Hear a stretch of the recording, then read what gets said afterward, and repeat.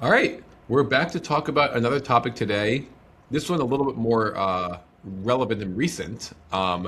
Google put out some new updates last week, kind of for the first time, really acknowledging like the AEO and GEO are a thing. They're like these are best practices. This is how to like think about this idea, this concept of ranking inside of the Google models. And so, yeah, I think we're just going to kind of riff on this a little bit today and give our candid thoughts on what happened there. So, Joe, you ready? Yeah. And I'll this is I'll coming kick off. right as they're doing their Google I/O, right ahead of it. So we'll see also Exactly. what they Right announce before during that exactly going conference. to their big Yeah. their big event. So I'll jump in and just kind of say that the TLDR for this that I read was AEO and SEO are the same thing to Google. Like, don't change your tactics, don't change what you're doing. Just write really good, highly authoritative, topical content on your ideas, and it'll just help you rank better in Google. That's what they're saying. Do I believe it? No, but that's what they're saying, and so I generally think like yes, like for the most part in the high level, I agree with what they're saying. But at the same time, I have some like thoughts or reservations around that. But so I don't know. What's your like Yeah. initial take? What was your TLDR from reading it, Joe? Yeah, I think it makes sense why they would say this. I think sort of uh, high level vibes wise, like they don't want to be encouraging things that are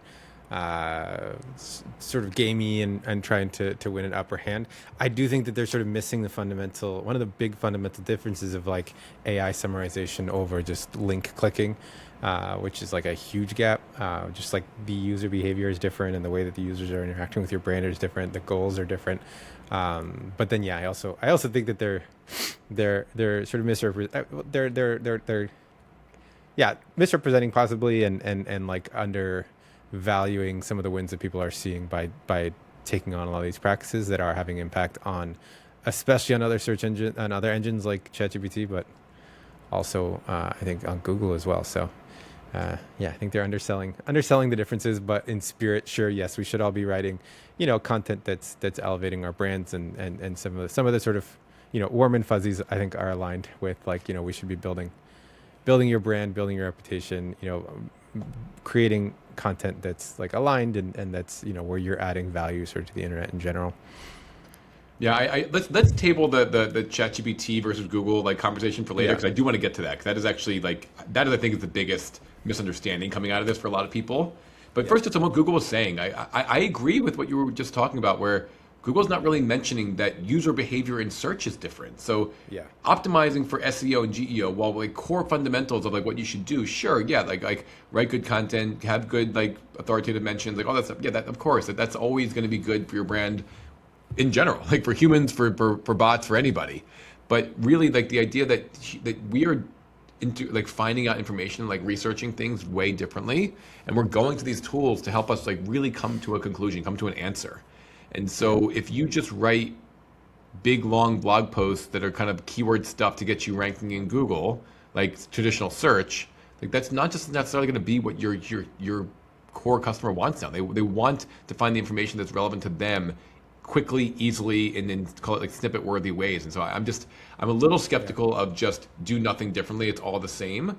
I feel like things like content chunking could be really helpful. I think they mentioned like nothing about needing schema on the page. It's like sure, but like if you can explain to the bots that are reading the page like what to see and where to see it, great. Sure, the LLMs.text thing, they didn't say it doesn't work. They didn't say it does work. They were just like, okay, whatever. This is something that's out there. You don't need to do it. Again, I don't think it hurts you. And they even said it doesn't hurt you. Like you can definitely do it. We're just not promising we're going to read it. So like it just yeah, was a little wishy-washy on like what they should really care about. But they were like, hey, we're just going to give you the definitive answer of what matters. And they're Google, so they can yeah, just say that. I yeah. was just a little skeptical. Yeah, and I think that there's like this common trope in sort of like the anti GEO AEO space of like, ultimately these things are going and looking at search engines behind the scenes. So like the same things you do there are going to be valuable here, and there's a lot of value in that. Saying like, okay, it's not AI magic just all the way through. They're still using a lot of the same tools that we're using, um, but very importantly, but there's now a there's now a robot like interacting with that content and not a human, and so the sort of passive value you get by having that goal that you used to have of like get someone on your website, they're clicking around your informational content, they see your brand, they see your on-page ads, they see your other links, whatever. Like that's just for the most part gone. I think Google does do a better job than a lot of the other tools in terms of like actually showing that to the user. So like if you are an informational query that's ranking and it's, who's the best XYZ provider and your brand is in there, you're going to get your little logo on there. And if someone clicks on, which they're more likely to do, click on your page, then they will see, more of your content. But still a lot of that core use case, like that majority interaction for the user is not even engaging at all. They're just purely interacting with the AI overview. So, and that's obviously true on ChatGPT, but also very true on Google. So it's sort of missing that. Like when people say that, they're kind of missing the whole point, which is like, yeah, SEO is trying to get your link there so people could go and click on your link and engage with your site. But like, and even though those sort of core underlying mechanical things are, the value you get from being that blue link it's very different. You're not just getting points for for like showing up, right? You need to actually deliver something that sort of translates into the user seeing sort of either different results or engaging actually with your links, which is why like citation being quotable can be very useful if you do want that informational traffic. And then also just like, making sure that if you're doing listicles or things like that your name is in that set. So that's just like very fundamentally different. So I think it like, it's very reductionist, sort of misses that whole the core real difference, which is like what the value you're getting out of being in the search results is. It's a really good point because there's something missing about if you're a brand that wants to win, traditionally, if it was just SEO, you have to write this really strong informational content that captures what the keyword somebody's searching would lead to. And so yes, that is good, but like we talk about this with our medical clients all the time. They don't try to beat WebMD at the answer to the informational query. They're going to win that informational query, or the Mayo Clinic, or somebody's going to win that query. Don't bother. Like, have content around like your specialty, but really try to own and win on the content that's going to get the click or the sign up or the consult, whatever it's going to be, to like actually go take advantage of why you're even writing content in the first place. And so that is a complete, like, that was just not in the update from Google. Now, maybe they assume that that. Maybe they assume that like that's already like well established. But for, like if you're a physician and your customers are going to a Google and searching like, I need like help with my lower back pain, what are my options? Then like don't try to beat the Mayo Clinic at like the different like opportunities for like lower back pain like things. But when they say I don't want to have surgery, they go, okay, like Google's going to give them all these different things about regenerative medicine, other things. And then they go, oh, well, like, what are PRP injections? And they click on that, like, oh, well, what are those? Like, oh, that sounds like perfect. Well, who does that near me? It's like, boom. Like, that's where you want to get, like, as a physician in your area. So maybe it's like in West LA that really cares about, like customer service or patient service, it's like has appointments this week and is open on Saturdays. Like that's what really matters to these businesses, to these medical practices, whoever. And so like Google's not really mentioning that optimizing for that is so different than optimizing for a click through like Google keywords. Just knowing that as a brand is really helpful. Like sure, structurally your content on page can be similar to what it was before, but like the actual fundamental of how to acquire a new patient, if you're a physician, like that is just completely changed for Google's AI, like Gemini modes and like and their overviews as well as just like traditional search. So yeah, I guess like devil's advocate, how do you so like you could say that that's still SEO, right? That's local SEO. That's sort of finding tail keywords and things like that, and sort of optimizing. How is that different? Like why is that different than with the AI tools?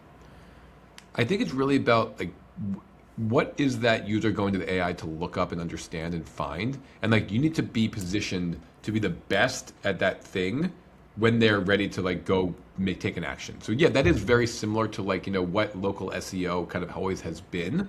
But again, you were always doing it to like win over, call it like even the long tail keyword of like, just, this is like what I need near me. But they're getting to they're spending a lot of time searching and going through the informational content to get to call it the local SEO or like the way places you're trying to win.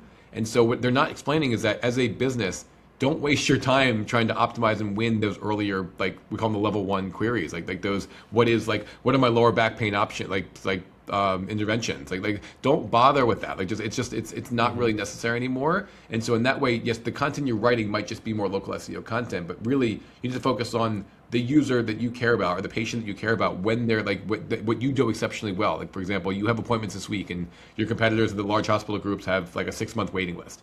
Own that. That's your content you need to go after. Like that's not really like local SEO. That's just knowing your patient and knowing your market and industry and knowing that the consumer is going to go like basically get an answer, go to UCLA or go to Cedars-Sinai, and then when they make a phone call and realize it's a 6-month list, they're going to go back to that same conversation they're having in Gemini and saying, well, I can't go there because their wait list is so long. Who's got an appointment this week? Again, like that's, yes, it is local SEO, but it's like it's knowing what your patient cares about and owning that thing really, really well. That is the miss or difference, I think, between this. And it's like, maybe that's that core fundamental how you write the content, but it's just knowing your patient, knowing how this like acquisition channel works. I think people just are missing some of that, I think. Yeah. I think one of the things they talked about, which is interesting, was this like non-commodity content. And this is something we've seen also on a lot of folks having problem with using some of these new upstarts and other tools where they're just sort of spraying out content, sort of to put it, bluntly, just putting out a ton of content, trying to match on all the different query intents that they might have. And then, these things can go well for a while, but then there's, definitely a scary subset of them where they're seeing their rankings tank. And so, yeah, what's your thoughts on like why what's the angle there of like why you should do that, and then also why are we seeing it crash in some cases? So to be clear, if you write 100 blog posts tomorrow, but they're actually high quality, good information that is like relevant and interesting, Google shouldn't punish you for that. So it's not just purely a numbers game, but I don't know any company that's writing 100 high quality, like impactful blog posts in a day. No, they're just pumping out AI generated content in 100 a day. Yeah. And like that's not really useful. So Google's been like very clear that if you're just regurgitating existing like AI content to just fill in some gaps and like kind of like write like really fluffy high level articles, you're gonna get killed on that. You're going not. It's not only not gonna rank. They're gonna hurt you overall to make sure that you don't rank for anything else even. And so that is like definitely hard. There's a straddle line of like, okay, well, like if you do it decently well, can the AI tools do it well enough that it sounds like founder generated content, not AI content, but it's also like still pretty surface level. There's no new information. That probably won't get you dinged, but it's not going to really help you much. There's the purely like AI slop, nothing of added value. There's the kind of like interesting, but also not really adding a ton of new information. And then there's the next stage, which is like actually like providing real insights. Like that is the level that you need to be at. People know that, but I think they don't realize that like those first and second levels can really like not only just not help you, they might hurt you. And so Google's been pretty adamant in certain types of companies, they're going to be much more like scrutinizing than others. So medical, financial, anything that has like a kind of a high impact like this, like you can't just be making up false information or pumping out AI slop around like, financial like things that like are actually well regulated. Like you can't just do that. And so they're much more critical of those kinds of pieces of content than just, I don't know, new software, which they can't really verify, it doesn't work. They're kind of just, okay, like you can probably slide on some of that stuff. But yeah, like anything that's like in their categories, I forget exactly what they call it, those critical core categories that they do not want consumers being misled by their AI tools, then they're really being critical of those specific types of companies and making sure that content is good. So it's just the AI slop, write a bunch of blog posts for no reason is not going to ever work, but it can actually really hurt you, especially in certain areas. I'd say we see like kind of 3 flavors of slop. There's like the writing style is like clearly AI and gimmicky and like just like the really cheap listicles and like using the unnecessary formatting and like the in conclusion type of thing. These just like very clearly AI, like that I feel like is a little bit trending down. Just these AI tools are getting pretty good at writing content. Then there's just like the false information one, which I think for those regulated industries is really, really important. And then there's the third one, which I feel like is just really subtle. You touched on this a bit, but it's like is everything that you're presenting something that you could just find openly on the internet? So you're like, which is, in a lot of ways a hallmark of like a general AI tool is that, you say, hey, ChatGPT or Claude or whatever, like write me a blog post about this. And and a lot of these tools are effectively that, where it just goes out, finds information, sort of plugs it into your document.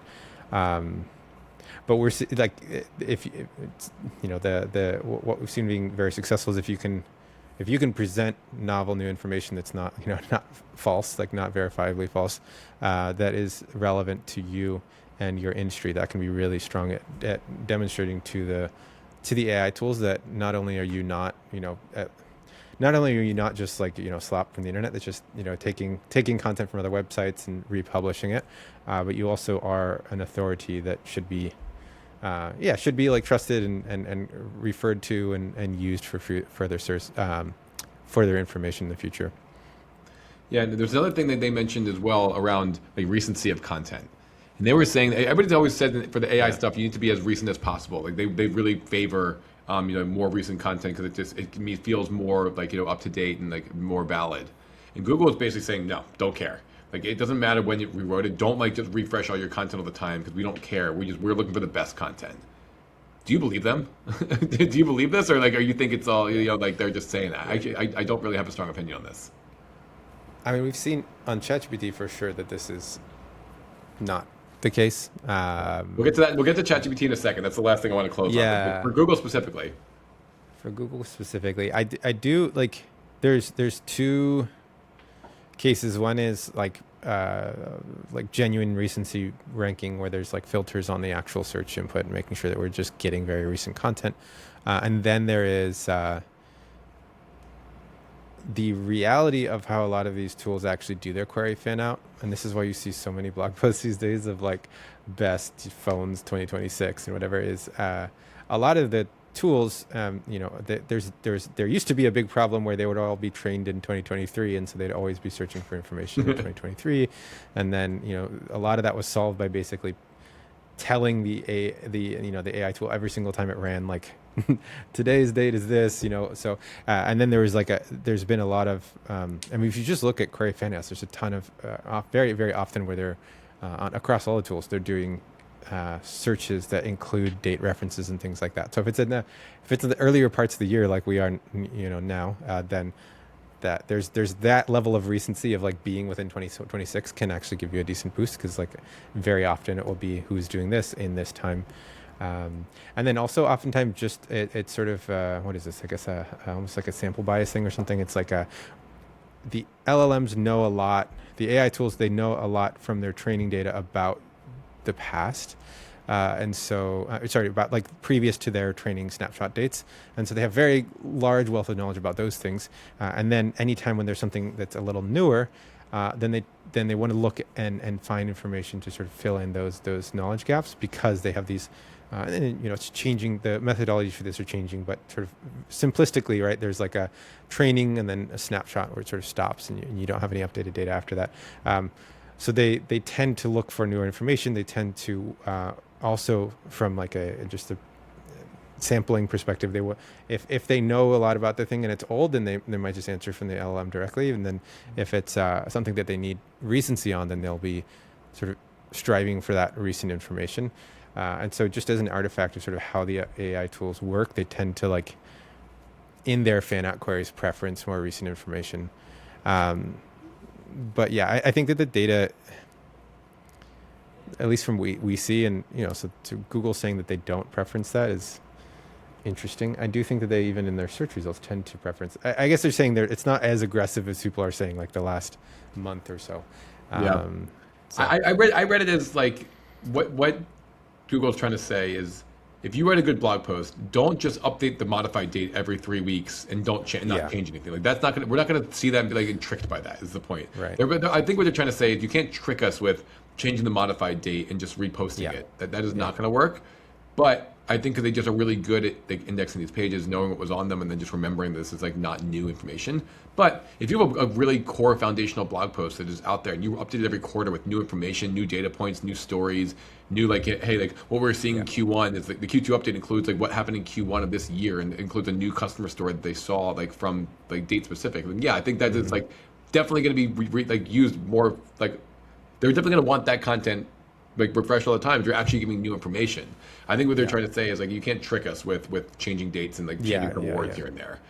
Which I believe that's true. Like it kind of is a good transition though into the other models here, which is not with not Google. Like what I was reading about this was actually, before we do, any last thoughts on the Google stuff? Because I actually do want to like kind of say what this means for overall, AEO. Yeah, no, we can transition. It's good. Okay.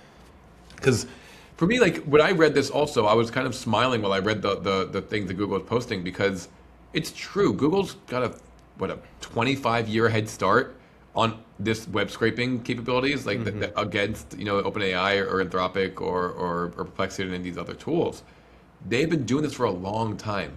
Google knows how to read a website. Like they were very specific. They said like, if your content is behind like JavaScript, well, we'll render the JavaScript and read it. Like we're cool with that. Like we know how to read it and scrape a website. We know how to like look at information and find content really easily because we know our own search index better than anybody does. We know exactly how this all works, what pages are where, and how to find information. You don't have to write schemas because like these schemas don't matter. We know we know how to like read a page and get it. Like. I believe them because like they've been doing it for a long time. But that's just not true for the other like foundational model companies. And so if you're optimizing for AI search and you're looking at like what is best practice for AEO, take what Google says with a grain of salt because what is true for Google might not be true for OpenAI or for Claude or for Right. Perplexity or others. And so I'm sure we can talk into each one of these in particular, but I'll let you start riffing, Joe. Like what do you think? How that relates to how ChatGPT sees it, for example.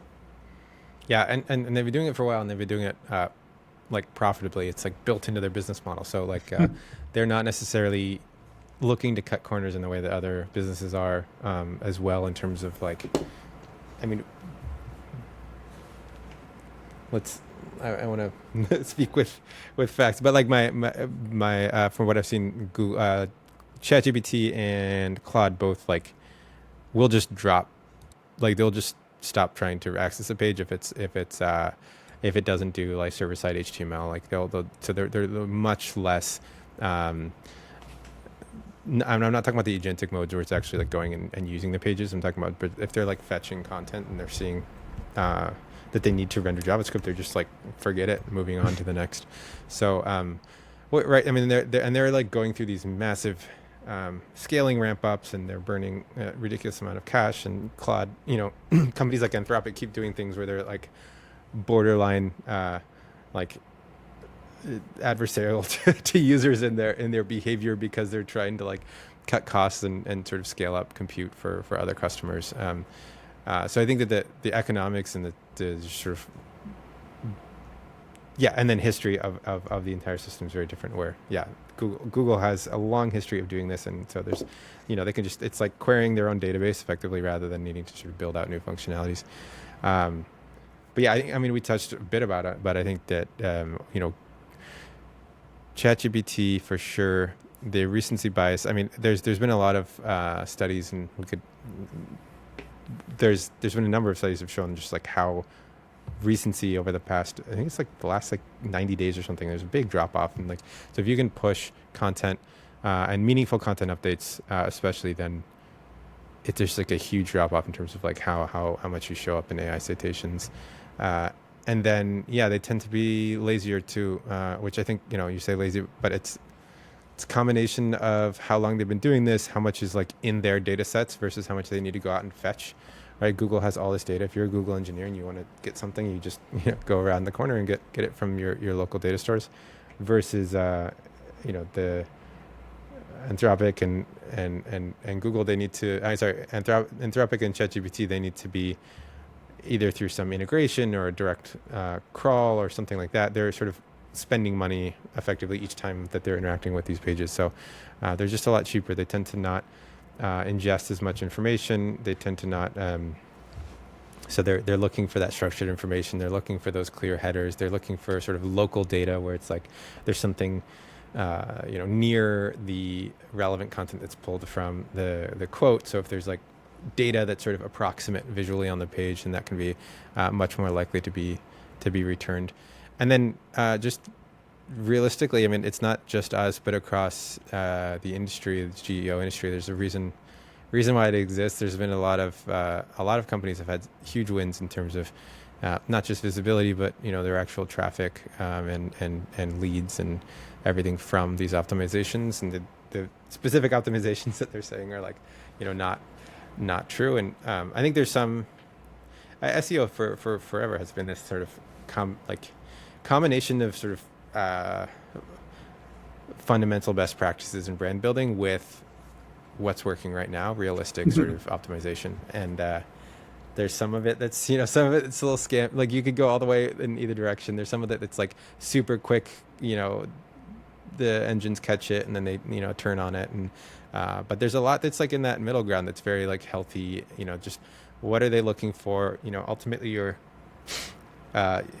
sort of between this middle person who's serving users content and you are serving that thing content. And so it's not just important what the end user wants, but it's also important sort of what the middle tool wants. So I think it's the like, especially outside of Google, I think what they were saying was sort of the most wrong, where there's just so many of these things that, you can downplay them as chasing trends or whatever. But if they're, if that's how the tools are working, that's how they're interacting and you're seeing wins from them, then it's working. So great example. You mentioned how these companies are trying to save compute costs right now. You're right. Like, especially for the free versions of these tools, they are not going to try to be exhaustive with their research every time they give you an answer. Yeah. And so I think it was an HRF study, or but these studies, it was the large majority of ChatGPT responses come from the first 30% of the page. It's like they're getting to a point of the page where if they feel like they have pretty high confidence in an answer, they're just going to give it. Like they're not going to read the whole page if they can read the top and be like, okay, I trust this source. It's an authoritative website. I know they're good at this stuff. And if the first paragraph is in the answer, I'm going to take the answer and run with it. I'm not going to read the whole page. And should they read the whole page? Maybe, but maybe it's a waste of time and they don't want to spend the compute right now, so they're not going to do it.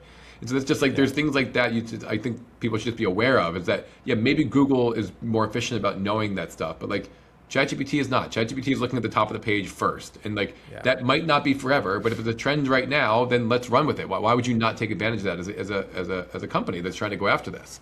Same thing with schemas. Yes, do schemas having no schema on the page prevent you from ranking and getting your content out there? No.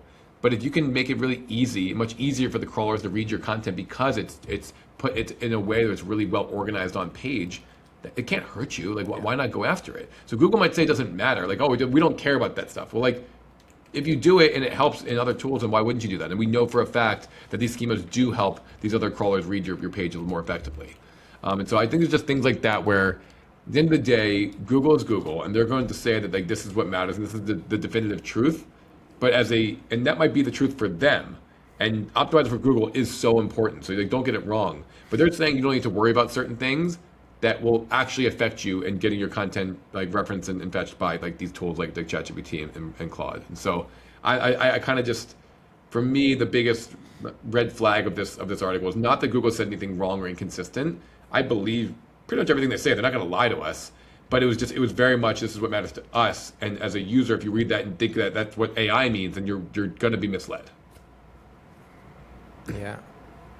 It could be, it's roughly correct in the long term. I don't know if lies may be a strong word, but it's certainly,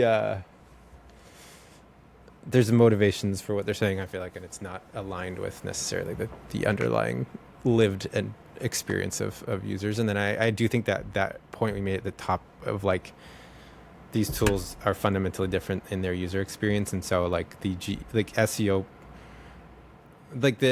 just buying a bunch okay, so they're saying it's the same as SEO in a lot of ways, but a lot of those sort of realistic interaction points that you do with SEO before have not translated quite as well. If you're doing a bunch of backlink buying and things like that, where you're purely focused on promoting your own domain, your domain authority, it does have some value, but it's not, certainly not as strong as it was before. The medium that the users are interacting with. So if you sort of go just to say, okay, fundamentals, are these the same as before? Roughly broad strokes, sure. Yeah. Having a good brand and working on your authority as a brand and your voice, and, Apple, Nike and Apple will still do well in GEO as they were doing before. But yeah, it does seem kind of very high level, overly simplifying things and missing a lot of the points that are driving real value for customers. You don't want to just leave that stuff on the table because Google's saying it's, sort of not what they ideally want us to be doing. Yeah. So we'll close with one last thing that I'm just curious about. So we kind of sort of mentioned this earlier, but What do you think their motivation was for putting this out there on a Friday afternoon? Like, I guess it was a Friday morning, but still, like they put this content out there. Why did they even bother? Like, why they could just like blissfully ignore this, like they have been, not mention it, not talk about it. But they were outwardly saying that this is here's our definitive guide to AEO. Like, why does Google do this? What do you think? There's no answer. It's just like, what is your opinion? Like, what is it like that Google's trying to get out of doing this? I think I think they're trying to put out a statement. I think this goes with the timing wise. I don't have a super strong opinion of exactly why it was this time. But it does go roughly with the rollout of, I mean, some of the things you're talking about, the stricter enforcement of accuracy of information, and for especially for regulated domains, and just the broader rollout that they've been really combating these sort of spam, sort of almost like regurgitation type websites where they're just spraying out the same thing that others have been talking about. My sense is that it's sort of a summarization of saying, yes, we're acknowledging that this is a thing, and this is our very sort of conservative take on how you should be building your brand, and to I think it's to basically say that, like, don't I think they're saying, like, don't do a lot of this like mass content generation, and to avoid things that are sort of spammy in their eyes. I think they went probably more conservative than they need to by saying that a lot of these things don't work. But if they put out a statement saying, yes, like, spewing out tens of thousands of listicles does great for your website, then that would be bad news for them. So there's a lot of incentives for them to promote things that are good for the knowledge base that Google pulls from in its AI overviews. So that's my sense, is that they're trying to take this sort of conservative, only put out high quality content angle, which ultimately is helpful for them. If everyone just sort of doesn't try to game the system too much and just tries to put out extremely highly relevant content that they are experts on, then Google will have sort of a really nice data set to pull from. I agree. I feel like this is like wishful thinking by Google. Like, hey, if we can just get everybody to be nice and play by the rules here and stop trying to trick us, we can spend less money, excuse me, and try to actually, just efficiently get you answers rather than having to like sort through all the noise and nonsense. And so they're going to start penalizing people for like nonsense because we want to do really, really like limit the behavior. So that's the obvious answer, I think, and I think that's probably the correct thing. But then Conspiracy Mass comes along and says, you know what, I actually think this is like a longer game, like messaging thing, because they haven't really hid the fact that they're going to be transitioning Google search to this like AI mode eventually. There's no way they don't like basically eventually eliminate the 10 blue links. Like, they're going to just give you answers, and how they do that and what that looks like will take shape over the next like 12, 18, 24 months. I don't know how long it'll take.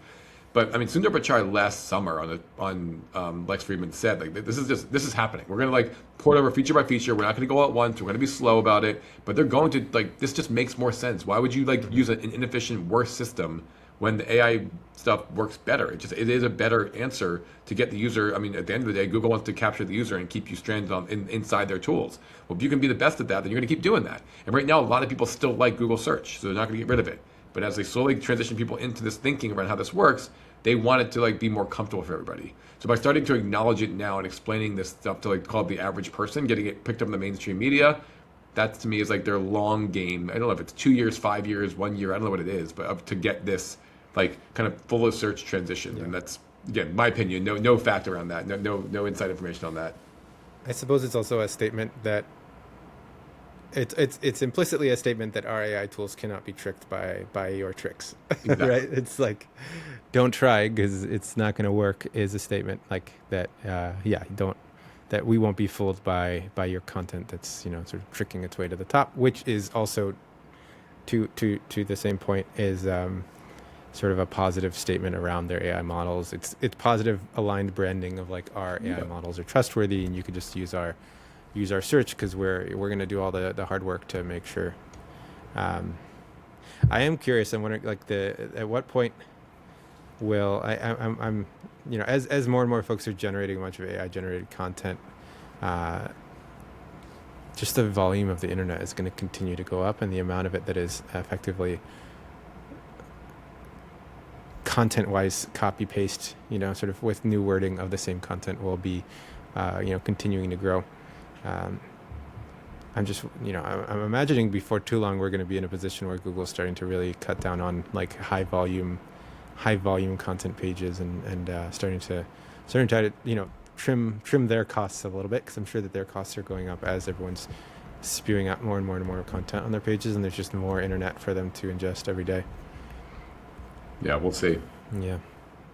Amazing. This was fun. All right. Cool. And we'll obviously this is pretty topical. We'll get this one posted, and then we'll learn as this evolves over time. Yeah. Wonderful. All right. Take care.